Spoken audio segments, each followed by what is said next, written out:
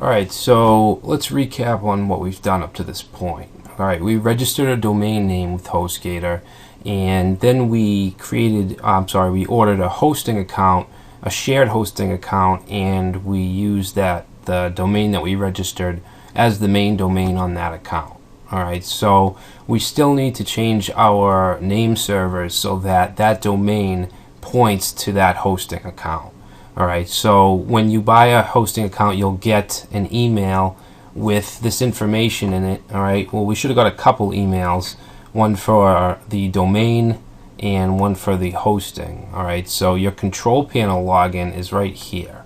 Alright, it's gonna look something like this: Gator, and then a string of numbers, .hostgator.com at port 2083.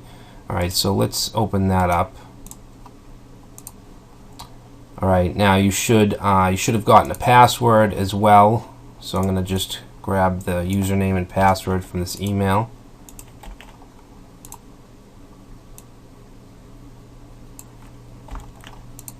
Okay, I'll paste that in.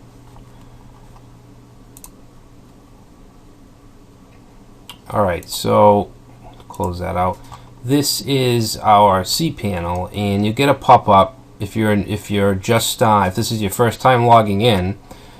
You'll get this pop-up that asks if you need help getting started. And if you've never really dealt with any kind of hosting account control panel, I definitely suggest that you watch some of the videos and read some tutorials and so forth. So I'm going to say don't show this again and say I'm fine, thanks. So this is cPanel. Alright, this is the most popular hosting control panel there is, and it's just full featured. It's fairly easy to use.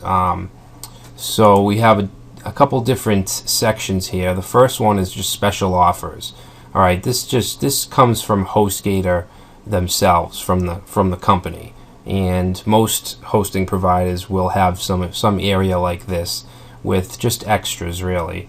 Alright, we have their cloud backup option.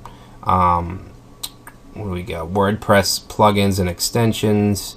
Some other WordPress help, SEO gears, which is an SEO service. Alright, and then here we have HostGator links. So you have quick links to your billing system, your domain management, live chat support, website templates, support portal. So basically it's just some navigation for your accounts. Preferences, we have the video tutorials are here. This is where you can change your password for cPanel. You can update your contact info. You can change the style of this cPanel interface, change the language, and then shortcuts.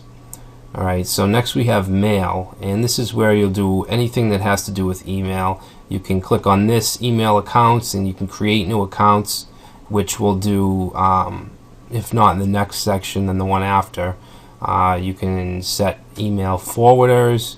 You can, let's see, we have autoresponders,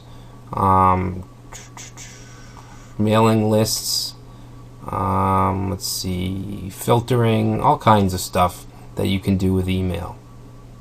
Alright, next is the files, and these are different ways to access files on your server or on your hosting account. Alright, so you can create backups with the backup wizard. File manager, let's just open this. Let's go through some of these. Alright, so the file manager basically just goes directly to your website root. Alright, and you can see there's a couple things here already by default. We have an HTML file called default.html, and that's basically what's going to show up if you have nothing else here. Alright, so HostGator has their own default page. And there's also a favicon.ico file, which is basically the little icon that you see up here when you visit a website. That's what that is. So HostGator has their own favicon for sites that if there's nothing there. Alright, and the CGI bin is for CGI scripts. We don't really need to go into that. That's way beyond the scope of this course. Alright, so that's a file manager. that's not the preferred way, or at least my preferred way to deal with files, because you can't really do things in bulk. You can't really download a bunch of folders and files at once. If you want to do that, you want to use an FTP account, and you can create your FTP accounts here. Alright, and I'm going to dedicate a section to FTP. Alright, so we'll create some FTP accounts, and then we'll log in using an FTP client called FileZilla. You can check on your disk space usage. Let's take a look at that. Alright, so this will give you an overview of your space. So files in home directory, we have 0.7 megabytes. Now we really don't have anything on our server or on our hosting account, so very minimal. Files in hidden subdirectories, those basically are just system files, 0.14 megabytes. You can see your email, how much space is taken up by email. FTP, the public HTML directory, which is where all your scripts and your HTML files go. The temporary directory, MySQL, which is the database, and then mailing lists. Alright, so you can see that altogether we only have 0.29 megabytes, which is extremely small because we really don't have anything yet. Here's a directory listing of your home folder. Alright, the only thing that we really need to pay attention to is the public HTML folder. That's where all of our HTML pages will go. When we install WordPress or Joomla, that's where they would go as well. And you can create subfolders, and you can actually have separate websites in each subfolder. Alright, so that's the disk space manager. Where were we? Files. Web disk, you can actually make it so that you can create a folder on your desktop that will go right to your public HTML directory. So you can just drag and drop files. That's really it for that, for files. Next we have logs, and this little error log icon is pretty handy when you're dealing with server-side scripts like PHP. We shouldn't have anything in it right now, but this is where you'll be able to see all your all the errors in your log file.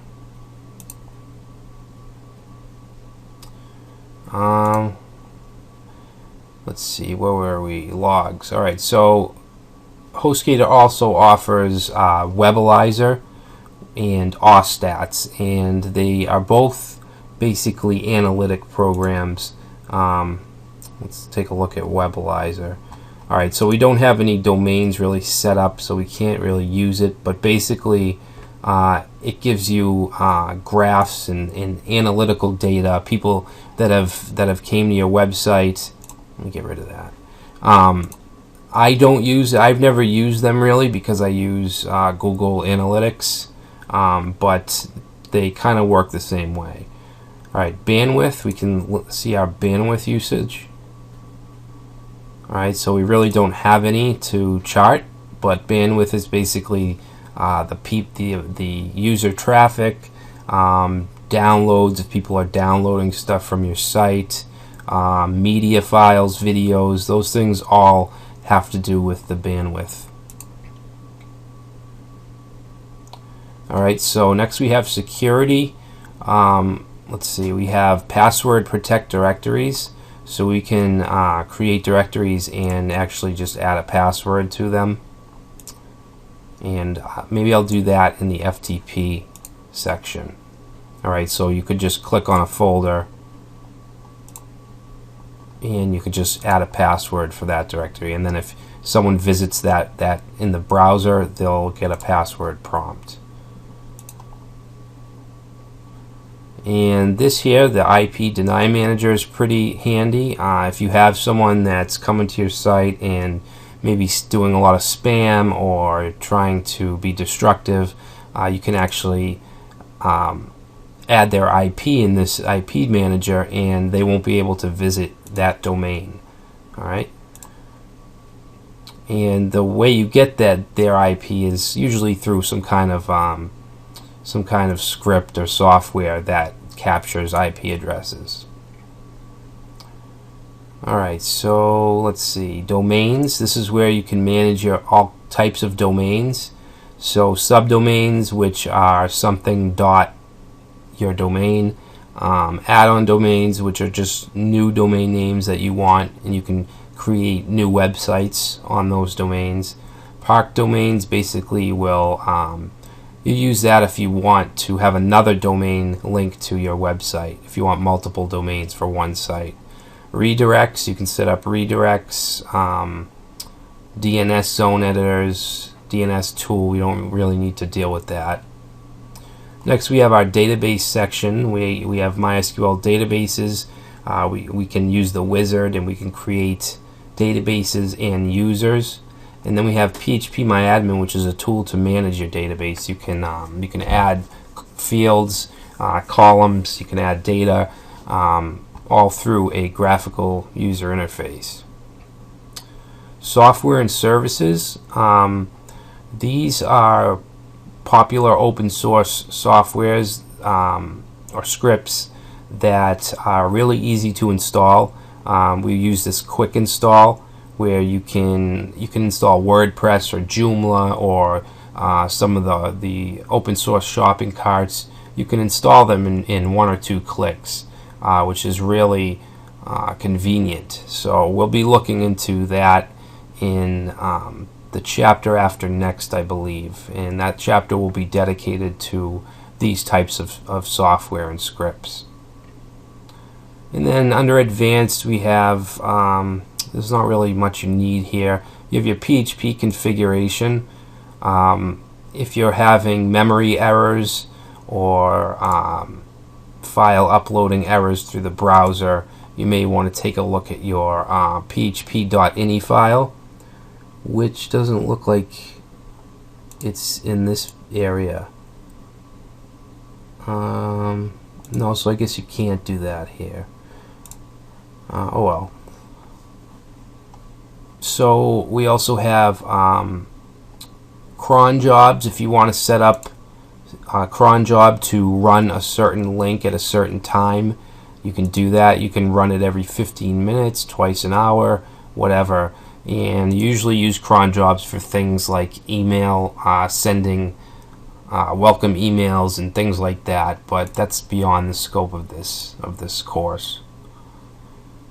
So that's pretty much it. Down here we have Google Sitemap, increased website traffic, Facebook traffic.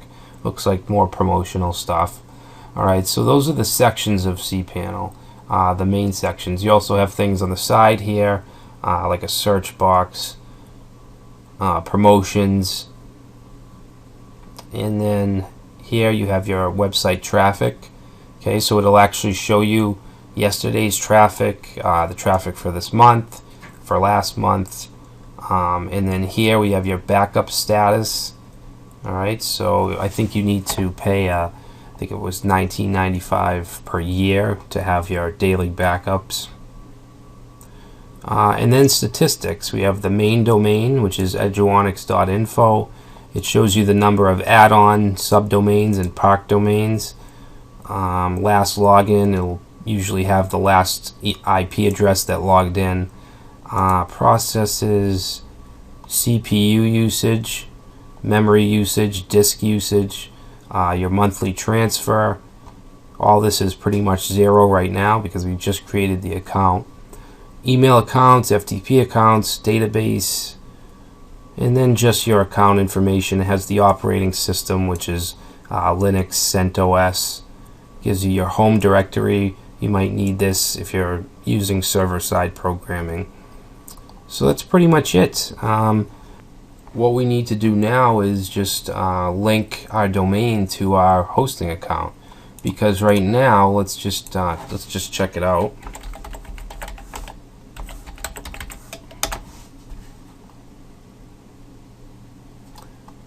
Alright, so you can see that this domain goes nowhere, and usually a HostGator landing page would show up. I'm not sure why it didn't. But anyway, to get this domain linked, we need to change the name servers, all right? And we got that in the Google, in the HostGator email for our web host, for our web server, all right? So we just need these two things here, first and second name server. So I'm going to copy the first. What's going on here? Grab that. Alright, so now what we need to do is go to our domain control panel, and we have the link right here under HostGator links. We can say we're going to go to domain management, and we want to click on manage domains, and you want to log in.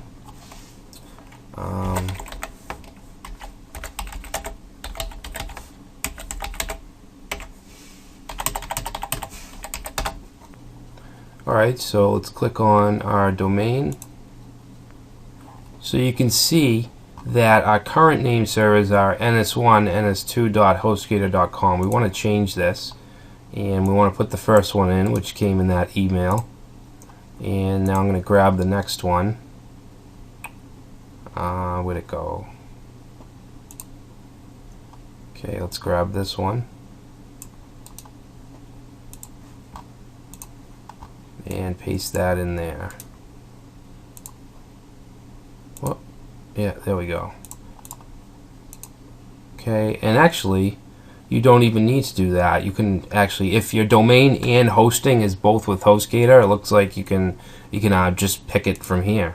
Okay, so let's do that. Save name servers. All right, so now, now that we set those, it can take anywhere from an hour to 24 hours for the domain to propagate. Alright, because you can see if we go to it right now, it goes nowhere. It's doing the same thing. So what I need to do is come back in a few hours and check it and make sure that it's pointed correctly. If not, then we have some troubleshooting to do. Alright, so that's how you can update your name servers. And like I said, you should actually go in and watch some of those videos that have to do with cPanel. Things are pretty self-explanatory, like you're setting up your emails and things like that, but we will go further into that later in the chapter.